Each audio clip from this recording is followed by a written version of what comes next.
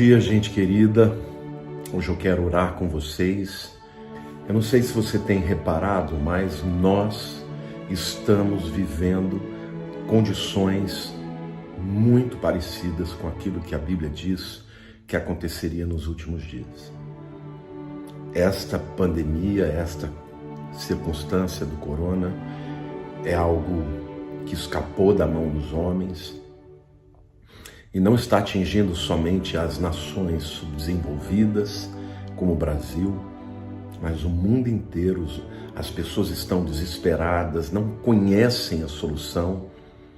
Se de um lado você fecha o país, você abala a economia, se do outro lado você abre, o vírus se multiplica e, de fato, toda e qualquer decisão que se tome vai ter consequências graves. Mas, somado a isso, nós vemos um tempo de escárnio, um tempo de temor, de horror, de maldade multiplicando. E tudo o que está acontecendo, irmãos, a Bíblia profetizou. Eu creio, que virá um tempo sobre a terra, um tempo muito difícil. E a Bíblia está dizendo claramente, Eu vou ler para vocês, 2 Pedro, capítulo 2, a partir do versículo 2, e diz assim: muitos seguirão as suas práticas libertinas, está falando dos falsos mestres, E por causa deles será infamado o caminho da verdade.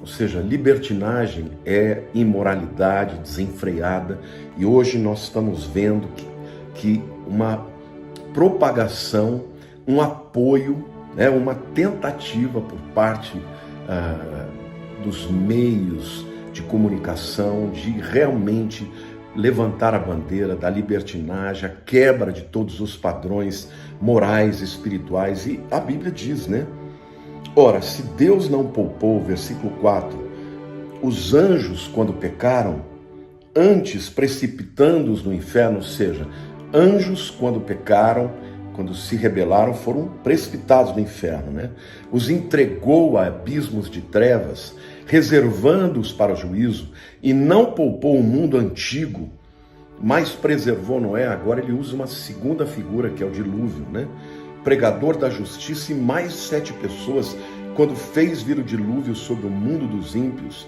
e reduzindo as cidades de Sodoma e Gomorra, ordenou-as à ruína completa, tendo-as posto como exemplo a quantos venham a viver impiamente. Então Deus aqui está dando 3 exemplos de como ele lidou com um mundo que passou dos limites na libertinagem, na rebelião. Ele usa os anjos, ele usa o tempo de Noé com o dilúvio, e usa também o tempo de Ló com Sodoma e Gomorra, Mas ele diz assim: e livrou o justo Ló, afligido pelo procedimento libertino daqueles insubordinados. Quer dizer, a Bíblia está dizendo que Deus libertou Ló simplesmente porque ele ficava triste, que ele ficava angustiado de ver aquilo acontecendo no seu tempo, Ele diz, porque esse justo, pelo que via e ouvia quando habitava entre eles, atormentava a sua alma justa. E eu quero dizer para você, querido, se você é um cristão, é uma pessoa que ama a Deus e tem ficado triste por conta de tudo que você está vendo, Deus está olhando o seu coração, viu? E a Bíblia continua dizendo, e ouvia quando habitava entre eles, atormentava a sua alma justa a cada dia por causa das obras iníquas daqueles. É porque o Senhor, olha que versículo lindo, 9, é porque o Senhor sabe livrar da tentação os piedosos e reservar sobre castigos injustos para o dia do juízo. Aqui eu vejo uma evidência do padrão de Deus, que quando Deus manda o juízo, ele livra os justos, ele livra aqueles que estão se separando do pecado. Então, ele diz que o Senhor sabe fazer isso. Ele fez na época de Noé, livrando Noé, ele fez na época de Ló, livrando Ló, e eu creio que ele fará nesta época, quando vier o arrebatamento da igreja, gente. Aí ele diz assim: porque o Senhor sabe livrar da tentação, da provação os piedosos e reservar sobre castigos injustos para o dia do juízo, especialmente aqueles que, seguindo a carne, andam em imundas paixões e menosprezam qualquer governo. A gente está vendo, gente, o que nós estamos vivendo hoje é isso. Pessoas menosprezando autoridades. Qualquer autoridade, autoridades espirituais são vilipendiadas, autoridades governamentais são, xingadas na internet. Atrevidos, arrogantes, não temem difamar autoridades superiores. Gente, vocês têm dúvida de que o Pedro está falando desse tempo que nós estamos vivendo? Aí ele diz assim: como brutos irracionais, naturalmente feitos para presa e destruição, falando mal daquilo em que são ignorantes, na sua destruição também hão de ser destruídos. Ou seja, aquilo que eles vivem, o modo de vida deles, será para eles ruína, gente. Recebendo injustiça por salário da injustiça que praticam. Ou seja, essas pessoas que você enxerga e você acha que elas não pagam pelo mal que estão cometendo, a Bíblia diz que elas vão pagar sim, considerando com prazer a sua luxúria carnal, em pleno dia, quais nódoas e deformidades eles se regalam nas suas próprias mistificações, enquanto banqueteiam junto convosco. Quer dizer, está no meio do povo, né? São pessoas que não têm receio, não têm medo, já não têm mais nenhum pudor, né? Tendo os olhos cheios de adultério e insaciáveis no pecado, engodando almas inconstantes, tendo o coração exercitado na avareza, filhos malditos, abandonando o reto caminho. Gente, está falando aqui de crentes que se apartaram, que apostataram, se extraviaram, seguindo pelo caminho de Balaão, filho de Beor, que amou o prêmio da injustiça.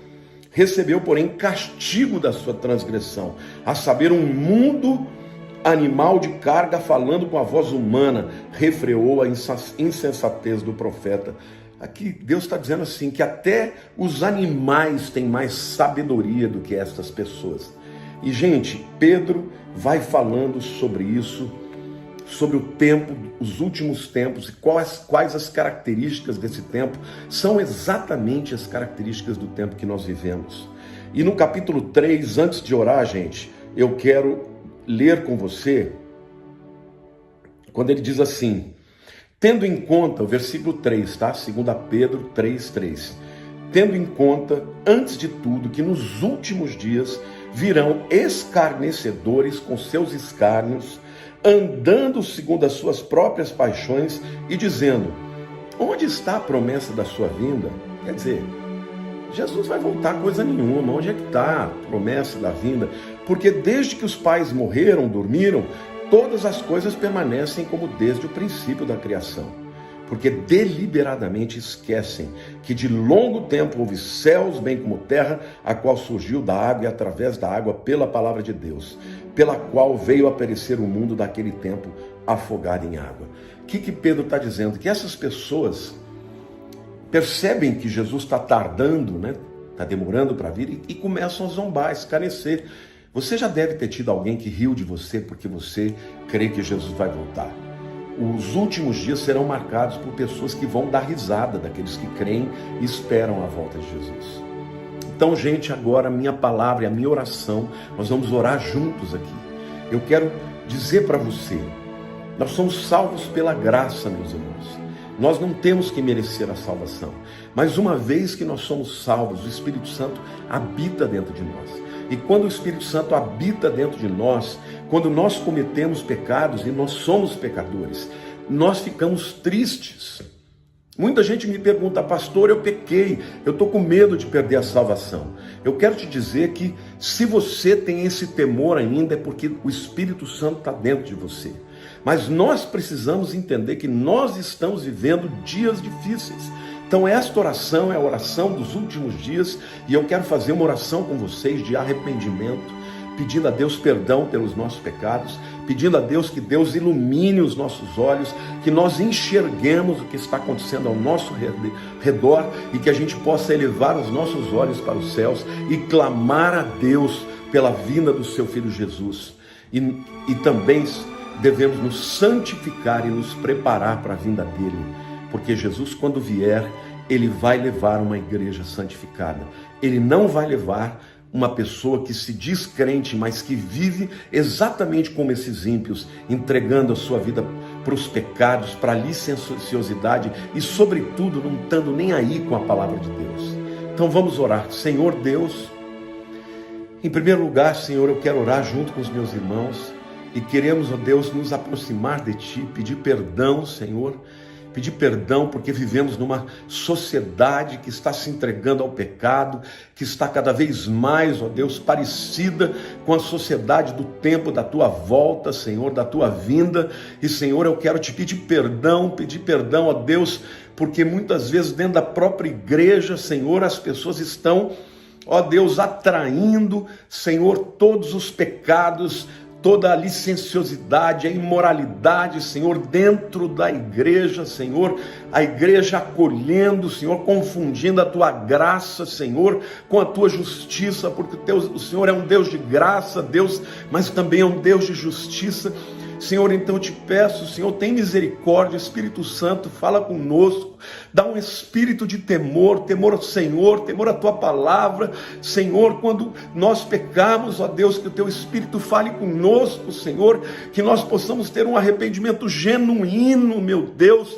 Eu te peço agora, Espírito Santo, nós estamos orando juntos, Senhor, nós jamais poderemos merecer a salvação, Senhor, eu sei que nós jamais seremos salvos porque merecemos a salvação, Pai, mas o Senhor olhou para o coração de Davi, viu arrependimento em Davi, por isso o Senhor amou o coração dele, mas o Senhor rejeitou a Saul, porque ele, Senhor, ao invés de se arrepender, ele justificava os seus pecados, relativizava, Senhor, ele não estava preocupado com a Tua vontade, mas, ó Deus, com a sua reputação. Então nós estamos aqui rasgando os nossos corações e dizendo, Senhor, prepara a Tua igreja, Senhor, derrama um avivamento, Senhor, que vem primeiro com um espírito de temor, ó Deus, e de arrependimento e de santificação. Senhor, eu te peço que não haja adultério no meio das famílias e dos casamentos, que não haja fornicação no meio dos jovens,